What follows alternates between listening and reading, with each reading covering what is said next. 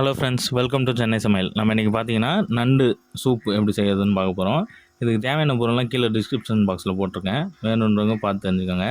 இது வந்து ரொம்ப ஹெல்த்தியான டிஷ். இது எப்படி செய்யுதுன்னு வாங்க நம்ம வீடியோக்குள்ளே போய் பார்ப்போம்.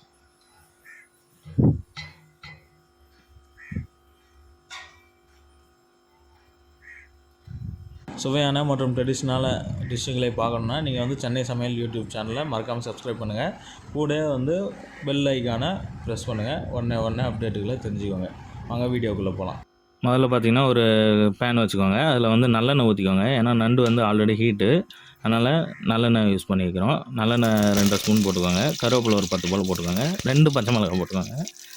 சின்ன வெங்காயம் நசுக்கி ஒரு 10 போல் சின்ன வெங்காயத்தை வந்து நசுக்கி போட்டுக்கோங்க. முழுசாக போடாதீங்க, வெட்டியும் போடாதீங்க. நசுக்கி போட்டிங்கன்னா உங்களுக்கு டேஸ்ட் நல்லாயிருக்கும். வெங்காயம் நல்லா வதங்கிடுச்சு. இப்போ மஞ்சத்தூள் ஒரு 2 பிஞ்ச் போல் போட்டுக்கோங்க. போட்டு நல்லா மிக்ஸ் பண்ணிக்கோங்க. நெருப்பு வந்து சிம்மில் இருக்கட்டும். இப்போ வந்து பார்த்திங்கன்னா இஞ்சி பூண்டு பேஸ்ட் 1 ஸ்பூன் போட்டுக்கோங்க. வீட்டிலேயே அரைச்சி வச்சுக்கோங்க இஞ்சி பூண்டு பேஸ்ட்டு, அதுதான் வந்து உங்களுக்கு நல்லது. இல்லை இஞ்சி பூண்டு தட்டி கூட போட்டுக்கலாம். நான் வந்து பேஸ்ட்டாக வந்து போட்டிருக்கேன். இந்த இஞ்சி பூண்டு பேஸ்ட் வந்து ராஸ்மெல் போட்டோம், அதுக்காக நல்லா வதக்கிக்கோங்க. இப்போ வந்து ஒரு தக்காளி நல்லா புளிஞ்சு விட்டுக்கோங்க. புளிய கஷ்டமாக இருக்கவங்க வெட்டி கூட போட்டுக்கலாம். ஒரு மீடியம் சைஸ் தக்காளியாக நல்லா புளிஞ்சு விட்ருங்க. புளிஞ்சு விட்டிங்கன்னா உங்களுக்கு அது டேஸ்ட் வந்து நல்லாயிருக்கும். அந்த சாறு வந்து இறங்கும், அதுக்காக தான் புளிஞ்சு விட்டுக்கிறது. புளிஞ்சு விட்டு நல்லா மிக்ஸ் பண்ணிக்கோங்க. இது வந்து நல்லா வதங்கட்டும். தக்காளி வந்து நல்லா வதங்கிடுச்சு. இப்போ உப்பு போட்டுக்கோங்க, தேவையான அளவுக்கு உப்பு போட்டுக்கோங்க. இந்த நண்டு சூப் பார்த்திங்கன்னா ஜலதோஷத்துக்கு, உங்களுக்கு தொண்டை கரகரப்பாக இருக்கிறதுக்கெலாம் வந்து நல்ல டிஷ் இது. இப்போ வந்து சோம்பு தூள் 1 ஸ்பூன் போட்டுக்கோங்க. ஜீரகத்தூள் 1 ஸ்பூன் போட்டுக்கோங்க. மல்லித்தூள் ஒரு 1/2 ஸ்பூன் போட்டுக்கோங்க. மிளகாத்தூள் ஒரு 1/2 ஸ்பூன் போட்டுக்கோங்க. வெறும் மிளகாத்தூள் போட்டுருங்க. போட்டு எல்லாம் மிக்ஸ் பண்ணிக்கோங்க. இது வந்து ராஸ்மல் போட்டோம், அந்த மாதிரி இருக்கட்டும்.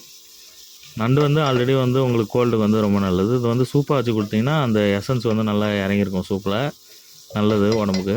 ட்ரை பண்ணி பாருங்கள். இப்போ எல்லாமே வந்து மசாலாலாம் வெந்துருச்சு, ராஸ்மல் போயிடுச்சு. மிளகுத்தூள் ஒரு 1/2 ஸ்பூன் போட்டு மிக்ஸ் பண்ணிக்கிட்டோம்.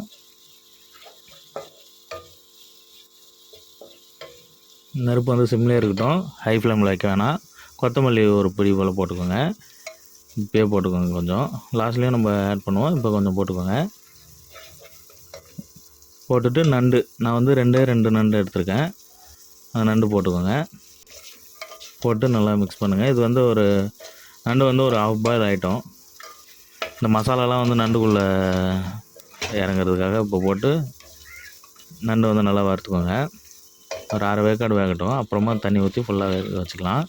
நண்டு கலர் வந்து உங்களுக்கு சேஞ்ச் ஆகிருக்கு பாருங்கள். இப்போ நல்லா தெரியுது பாருங்கள் உங்களுக்கு. போடும்போது இந்த கலருக்கும் இப்போதைக்கும் கலர் சேஞ்ச் ஆகிருக்கு பாருங்கள். இந்த மாதிரி இருக்கும்போது உங்களுக்கு நான் ஒரு 2 கப்பு தண்ணி ஊற்றிருக்கேன்.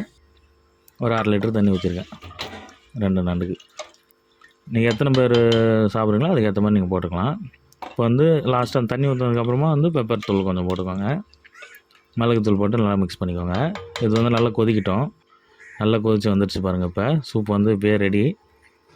மிக்ஸ் பண்ணி விட்ருங்க. நண்டும் நல்லா வெந்திருக்கும். ஒரு 5 நிமிஷம் கொதிச்சா போதும். நண்டு பார்த்திங்கன்னா நல்லா வெந்து வந்திருக்கு பாருங்கள். இப்போ லாஸ்ட்டாக வந்து லைட்டாக கொத்தமல்லி போட்டு இறக்க வேண்டியதான். இது வந்து நம்ம வந்து ஒரு 4 பேர் சாப்பிட்லாம். அதுக்கேற்ற மாதிரி தான் போடுறோம். கொத்தமல்லி போட்டு இறக்கி சர்வ் பண்ணிங்கன்னா ஹெல்த்தியான டிஷ்ஷு வீட்டிலே ரெடி. கண்டிப்பாக எல்லோரும் ட்ரை பண்ணி பாருங்கள். இந்த வீடியோ உங்களுக்கு பிடிச்சிருந்தனா சென்னை சமையல் யூடியூப் சேனலை மறக்காமல் சப்ஸ்கிரைப் பண்ணுங்கள். Thanks friend. தேங்க்ஸ் ஃபார் வாட்சிங்.